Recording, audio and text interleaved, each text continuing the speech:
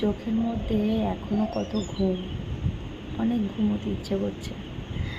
গতকাল রাত্রিবেলায় ফোনটা নিয়ে দু একটা ভিডিও ছিল শর্টস, সেগুলো এডিট করে আমি ঘুমিয়ে পড়েছিলাম। জানি না তারপরে এই সকাল হয়ে গেছে, মানে কি বলবো, একটু কিছু টের পাইনি। ফোনটা দেখি পিঠের তলায় পড়ে রয়েছে, এতটা শরীর ক্লান্ত ছিল। 10:30টার মধ্যে ঘুমিয়ে পড়েছি, 10:30 না সরি 11টার দিকে ঘুমিয়ে পড়েছি, যেখানে আমি 1টার দিকে ঘুমোই।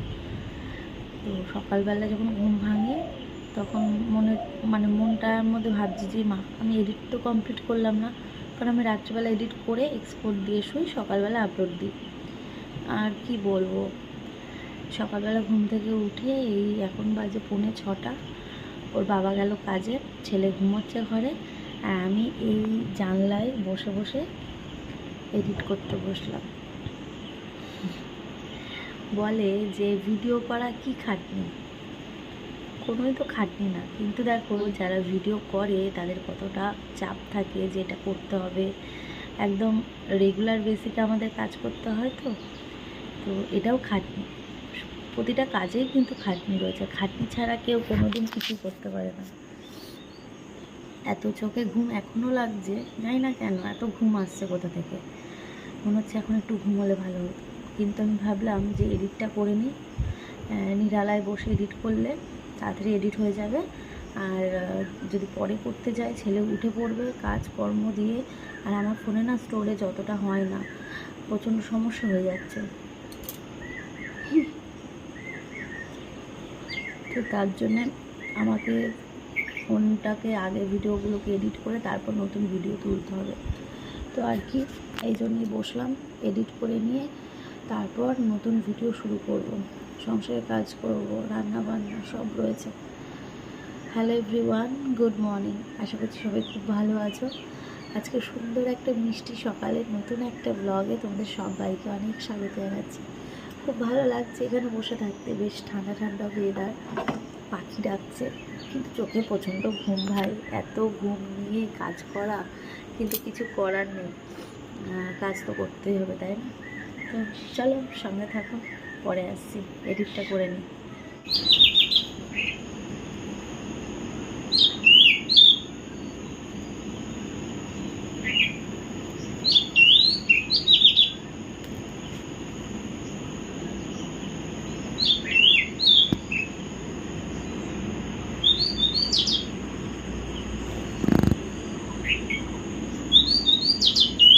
এডিট কমপ্লিট, ভিডিও এক্সপোর্ট করা হয়ে গেছে, আপলোডটা পরে নয় দিয়ে দেবো।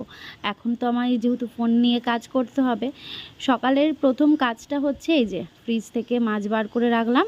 আজকে করব হচ্ছে পাবদা মাছ, তো পাবদা মাছটাকে একটু জলে ভিজিয়ে রাখছি, তারপর ঘরের যা কাজ থাকে সেইগুলোই করব।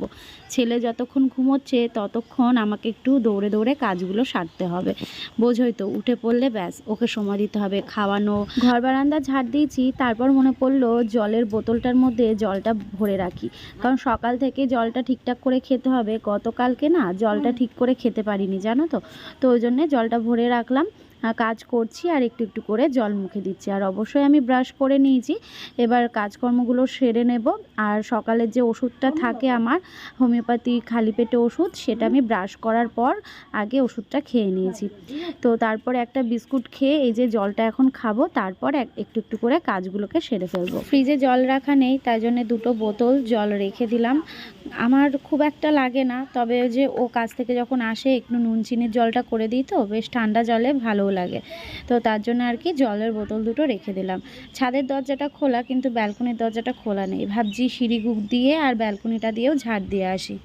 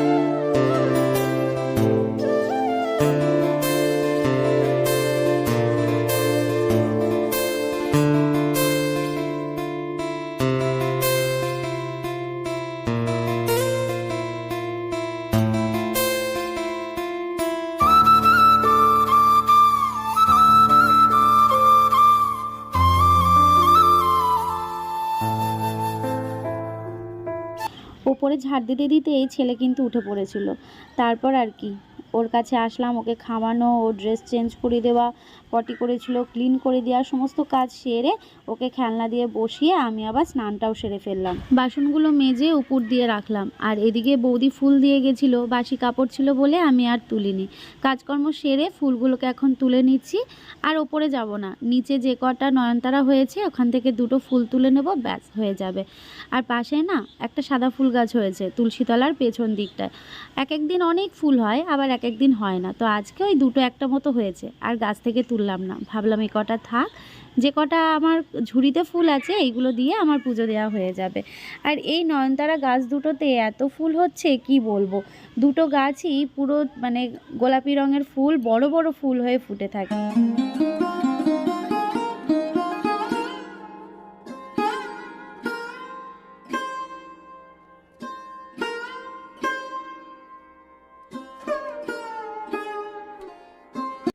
সকালবেলা স্নান করে পুজো দিয়ে তারপর বাকি কাজকর্মগুলো করলে মনে হয় যেন শান্তি লাগে, যেটা আমি আগে ভাড়া বাড়ি থাকতেও করতাম, এমনকি নতুন বাড়িতে এসেও করেছি। ওই ছেলে হওয়ার পরে সমস্ত কিছু উলট পালট হয়ে গেছে। দেখো কত ফুল হয়েছে, ছাদে আর গেলাম না, ছাদের ফুলগুলো থাক, বৌদি ফুল দিয়ে গেছে, এখান থেকে তুললাম। আর এই যে হামা দিয়ে দিয়ে চলে এসছে। আমি কাজ করতে করতে উঠলো, ওকে একটু সময় দিলাম 1 ঘন্টা মতন, খাওয়ানো সমস্ত কিছু করিয়ে পটি করলো, চেঞ্জ করিয়ে দিলাম, বাবা ফোন করলো, কথা বললাম। তারপর এই যে স্নান টান করলাম খেলনা দিয়ে বসিয়ে। আর বাইরে দেখতে হবে না, চলো চলো।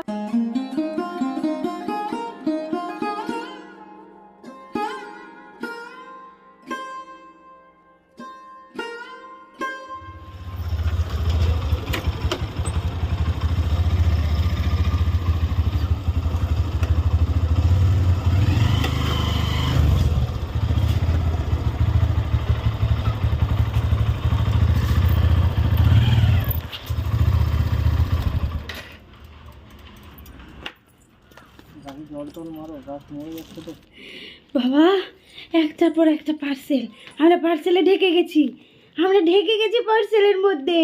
ছিগিয়ে লিখে দাও এগুলো, ছিগিয়ে লিখে দাও। এবার আমার পাপা ঘুমু দেবে, খাওয়া দাওয়া হয়ে গেছে, এবার ঘুমু দেবে। কি ঘুমু দেবে না? ঘুমু দিতে হবেই হবেই। একটু বকে দাও সবাইকে। একটু টাই টাই দিয়ে দাও, টাই টাই টাই টাই দাও, একটু টাই টাই দিয়ে দাও, টাই টাই দাও।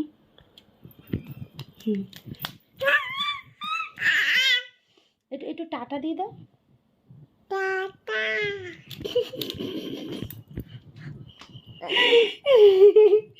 একটু নমো নমো করে দাও, একটু নমো নমো করে দাও, নমো নমো। আমার লক্ষ্মী সোনা, আমার চাঁদের গয়না। আজকে একদম সিম্পল খাবার, পাবদা সর্ষে পোস্ত ঝালটা করব, আর করব হচ্ছে উচ্ছে আলু ভাজা। ভেবেছিলাম একটু টক ডাল করব, কিন্তু আমার বর ডাল করলে খুব একটা খেতে চায় না। ওকে জিজ্ঞেস করলাম, ও বললো না এইগুলোই করো, আর কিছু করতে হবে না। মাছগুলো বেশ সুন্দর ছিল, ঝোলে দিয়ে দিলাম, নামানোর আগে ধনেপাতা কাঁচা তেল দিয়ে নামিয়ে দিলাম।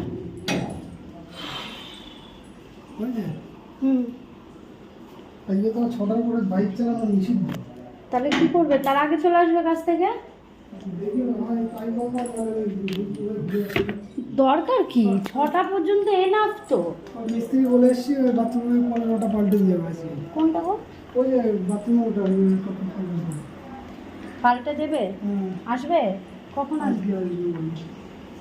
এটা আমি আসলাম, টিউবলাইটটা লাগাবো, মিস্ত্রি আসছে না, ড্রিল রেখে বুদ্ধি কাটে আসলাম, এটা দিয়ে লাগলাম টেম্পোরারি।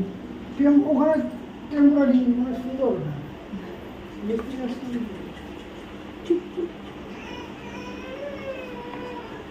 ঘুমাবে ঘুমাবে, এখন সবে ঘুমিয়েছে, বেশিক্ষণ ঘুমতে হয়নি। এদিকে বরকে খেতে দিয়ে দিয়েছি, আর দুপুরের খাবারটাও গুছিয়ে দিয়েছি। তো তোমাদের একটু দেখিয়ে দিই কী কী রান্না হয়েছে। আলু সেদ্ধ তো থাকবে মাস্ট, আলু সেদ্ধ ছাড়া আমার বরের আবার খাওয়া হয় না। আর উচ্ছে আলু ভাজা, আর পাবদা সর্ষে পোস্ত ঝাল। দারুণ হয়েছিল খাওয়া দাওয়াটা, জানো তো। তবে একটু আমের টক হলে ভালো হতো, তবে আচার ছিল তো, আচার নিয়ে নিয়েছিলাম। দেখবে বেশ আচার হলে বা চাটনি হলে বেশ খাওয়াটা জমে যায়। তো এই যে থালা আর টিফিন বাটি গুছিয়ে দিলাম, আমার বর এটা নিয়ে যাবে, আর ঠান্ডা জলের বোতলটাও দেবো। কে বলবে আমি সকালবেলা স্নান করেছি? দেখো আমার পরিস্থিতি, চুল টুলের কি অবস্থা। এই যে ছেলেকে স্নান করালাম, এখন ওকে খাওয়াবো। খোঁচা দিয়ে দিস না, খোঁচা লেগে যাবে। বাবা কি দিয়ে খাবা বাবা? চামচ দিয়ে খাবা তুমি? চামচ?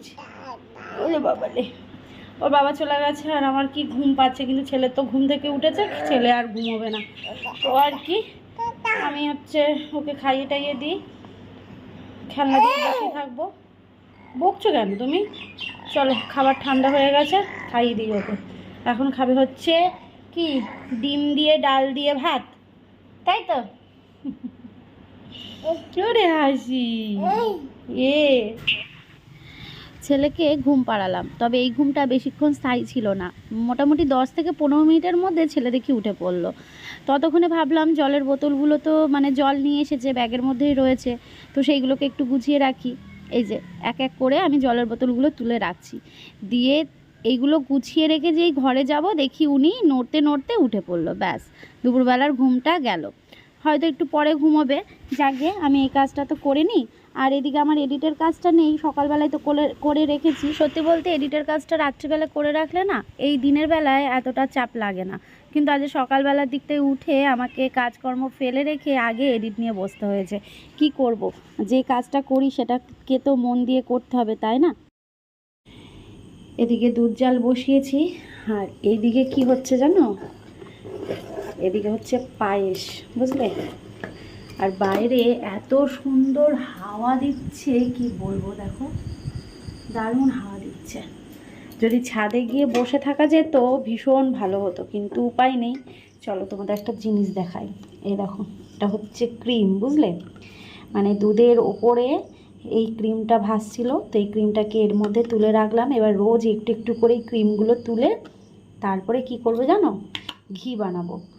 তো নর্মালি তো আমি ক্রিম কিনে আনি, তো এবার আমার ক্রিম কিনবো না, এই দুধের থেকেই ক্রিম তুলবো, তুলে ঘি বানাবো। জানি না কতদূর কি করতে পারবো, তবে ফ্রিজ রয়েছে বলে এটা করতে পারছি, মানে রেখে দিতে পারছি আর কি।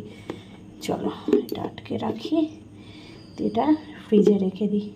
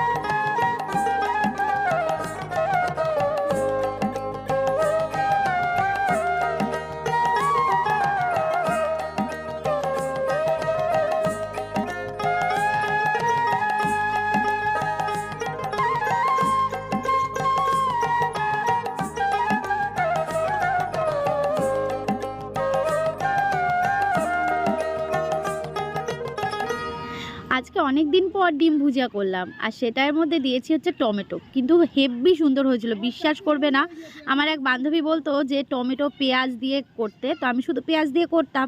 তো আজকে খেয়ে দেখলাম বেশ ভালো হয়েছে, সাথে রুটি আর পায়েস। আমার তো খাওয়া দাওয়া হয়ে গেছে, আর ছেলেকেও খাইয়ে দিয়েছি, আর এখন ছেলেকে একটু ঘুম পাড়িয়ে দিচ্ছি। তবে ও ঘুমিয়ে ঘুমিয়ে খেয়ে নিয়েছে, সেইভাবে ঘুম পাড়াতে লাগবে না, তবুও ঢেকটা তো তুলতে হয়, তো কিছুক্ষণ একটু কাঁধের ওপর রেখে তারপর শুয়ে দেবো। আর ওর বাবা তো ঘুমিয়ে পড়েছে, আসলে সেই সকালবেলায় ওঠে, বোঝোই তো। তো যাকে আজকের ব্লগটা কেমন লাগলো অবশ্যই কমেন্ট করে জানিও, ভালো লাগলে লাইক কমেন্ট শেয়ার করো, পাশে থেকো। চলো টাটা।